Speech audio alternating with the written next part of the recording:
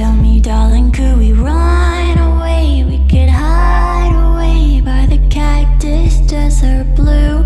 I can see it just a mile away from this crowded place. I could lay there next to you. Friends, welcome back to our channel, Best Freaking Friends Forever. So this week we're doing some special episodes on Mother's Day because tomorrow we're filming on a Saturday and tomorrow is Mother's Day. So we figured today's episode will be about just the background and just history of Mother's Day. And it's kind of cool because we actually live in the state where it kind of started. So that's kind of cool. Mother's Day, the first official celebration was May 10th of 1908. And it was created by Anna Jarvis. When they did the first celebration, she didn't make it. They had two. They had one in Grafton, West Virginia, and they had another one in Pennsylvania.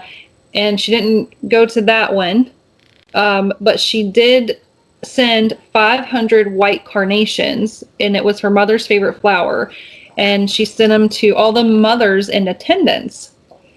With this unofficial inauguration, Anna began writing letters to national, state, and local politicians to gain their support for a Mother's Day movement. And Anna's birthday, she was actually born on May 1st.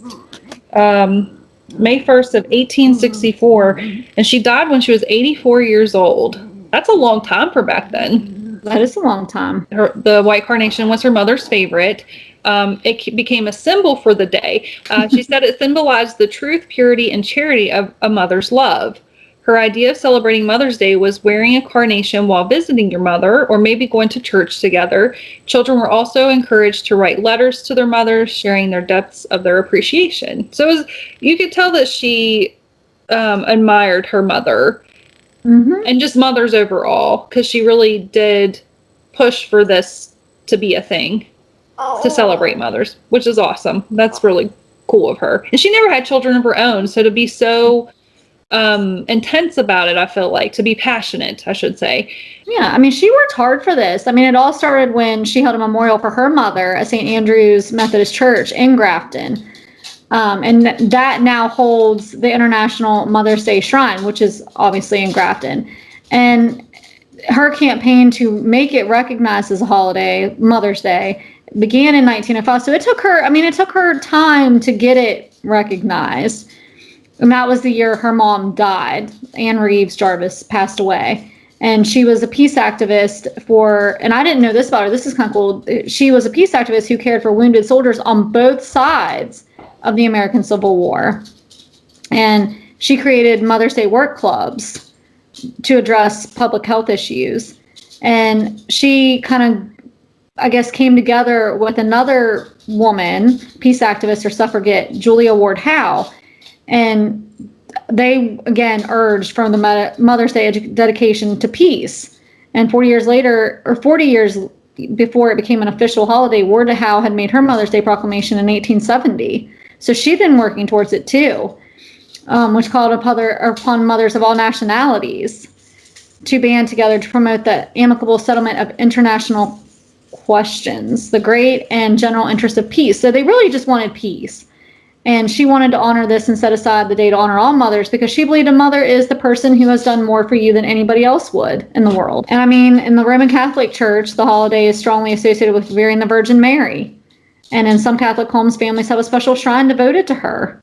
And in many Eastern Catholic and Eastern Orthodox churches, a special prayer service is held in honor of Theotokos, which is the Virgin Mary.